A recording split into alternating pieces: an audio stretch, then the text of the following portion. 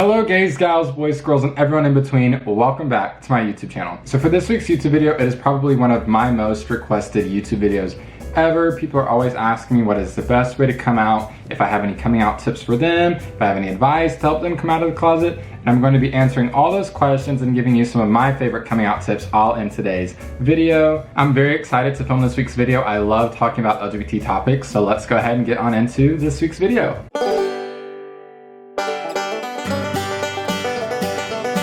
I want to start off with a disclaimer I want to start this video off with a disclaimer saying that So before I even hop into my tip number one about coming out, I want to go ahead and emphasize that there is no right way to come out. There's no set in stone way to come out. Coming out is different for every single person, and that's what makes it so special to me, I think, is because we all have different stories when it comes to coming out. We all have different experiences as queer people, and so there's no right way to actually come out of the closet. So this is my coming out tip number one. First and foremost, you don't owe it to anyone. Nobody is entitled to an explanation about your gender identity or your sexuality. You don't have to explain who you are as a human being. You don't have to try to justify why you are the way that you are, because you are already perfect the way that you are, and you don't have to explain that to anyone ever. Now, if you want to explain yourself, or if you want to explain more about your identity, that is completely fine and completely acceptable as well. But a lot of times when you come out to someone, these people ask a lot of questions about you,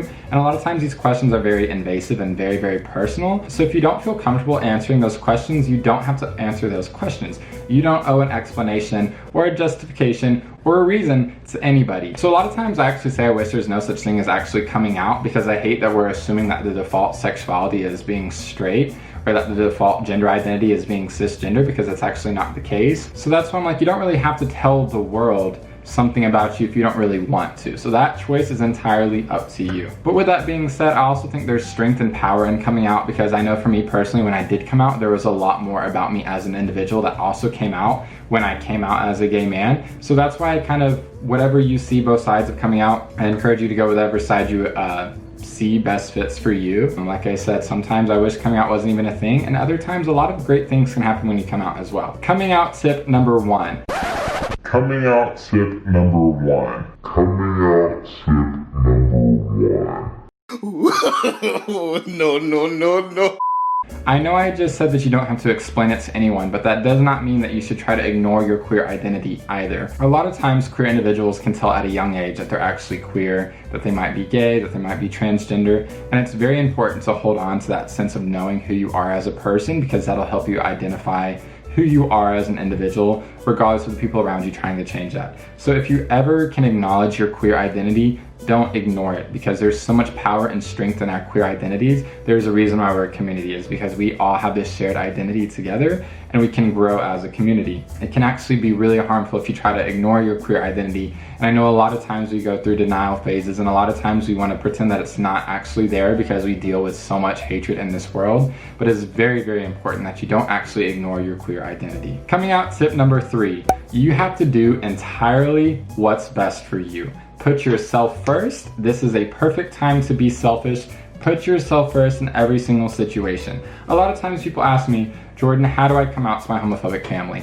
And I genuinely don't have the answer, because I'm not the one that knows your experiences with your family. I'm not the one that has that relationship with your family. So I always say, do what you think is best for you in the best way possible, because I never want you to be endangered as a queer person because you came out. So you have to put yourself first in every single situation, in every single scenario. You have to entirely do what's best for you. At the end of the day, this is your identity as an LGBTQ person, and so it's very important that you put yourself first, because this is your life, your individuality, and your identity. It is perfectly fine to be selfish in situations like this, because if you don't put yourself first, other people will try to put themselves before you, and it's very important that you figure out who you are as a queer person and find the strength and empowerment in that as well. Coming out tip number four. Sexuality and gender are both spectrums, so it's totally fine to change your identity at any point in your life, in your path to figure out who you are as a queer person. It is perfectly fine to explore your sexuality. Sexuality is fluid, so you have all the room to explore your identity as an LGBT person. Same with gender. If you want to explore different aspects of your sexuality or of your gender, that is perfectly fine and that's perfectly acceptable as well. There's essentially no right or wrong way to really figure out who you are as an individual. I actually encourage you to explore your identity because there's so much in this life and there's so many opportunities to meet new people and establish new connections, and you don't ever want to restrict yourself and miss out on those opportunities. So that's why I encourage you to explore your gender or your sexuality. Coming out tip number 5. Find your support system. A lot of times when you're trying to figure out your identity as a queer or as an LGBTQ person, you might get in tough situations where life just seems impossible. Life might actually get really tough and the path to figure out who you are as a queer person. So it's very important that you have an established support system around you. I know for me, when I came out, my family reacted terribly, but the way that I was able to overcome that was through my established support system that I had with all my amazing friends, because they were the ones that reassured me that I am perfect the way that I am and there's nothing wrong with being gay despite what my family was telling me at the time.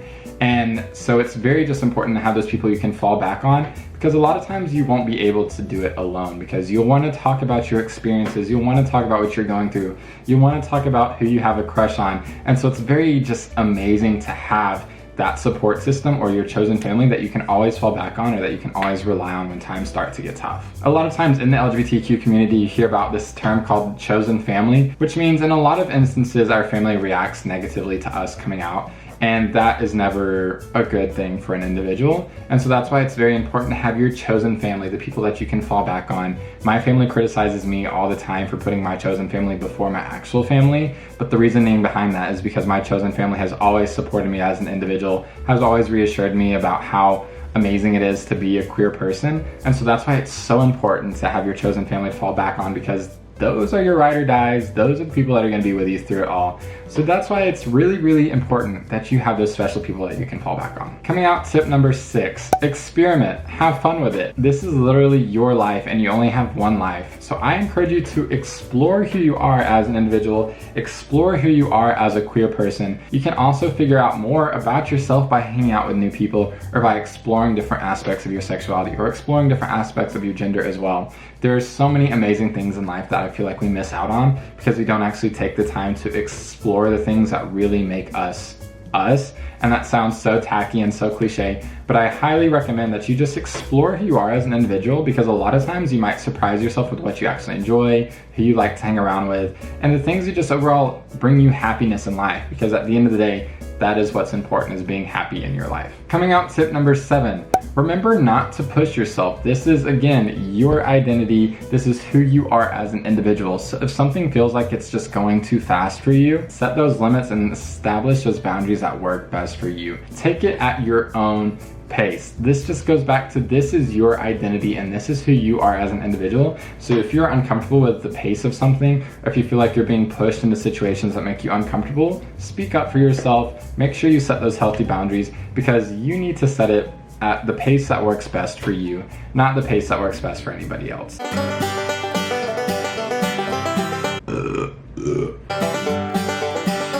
Coming out tip number 8.